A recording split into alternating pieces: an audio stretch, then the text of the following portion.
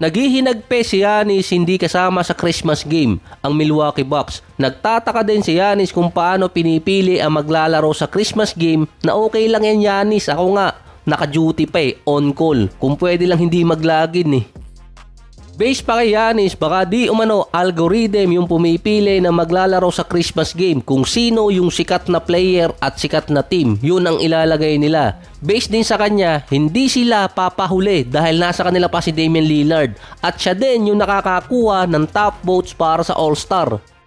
Si Damian Lillard naman, naging starter pa sa All-Star last year. Kinall out pa ni Giannis yung NBA na pasikatan ba yung labanan para makapasok or makapaglaro sa Christmas game. Kung ganun din, gugustuhin ng NBA na makuha siya kasama si Damian Lillard. Dahil hindi lang naman sa East nakakakuha ng mataas na boto si Giannis kundi sa buong liga. Sinabi pa niya na siguro small market team sila kaya hindi sila nilalagay sa Christmas game. Alam naman pala ni Giannis, may tama din naman kasi si Giannis dahil sa buong karir niya, 4 na beses pa lang siya naglalaro sa Christmas game.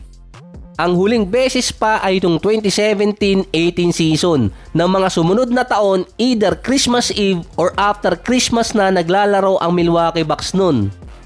Timing pa na hindi nilalagay si Giannis at yung Bucks sa Christmas game na yun din nagdo-dominate si Giannis bilang isa sa mga top player ng NBA. Si Giannis din na nakakakuha ng mataas na boto behind LeBron dahil si LeBron pa rin na nakakakuha ng may pinakamataas na boto sa buong liga. Naging 2-time MVP at NBA champion pa si Giannis pero hindi nilalagay sa Christmas game.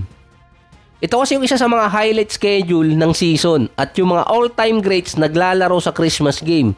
Pero si Kobe nga dati nagrereklamo na halos 20 years na siyang naglalaro ng Christmas game na hindi niya di umano makasama yung mga anak niya kapag Pasko.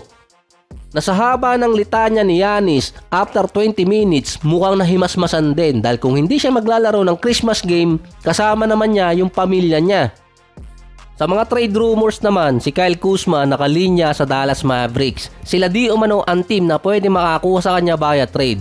Via contract din, madali kasi makukuha ng Dallas si Kuzma dahil sa $23 million pababa na kontrata niya.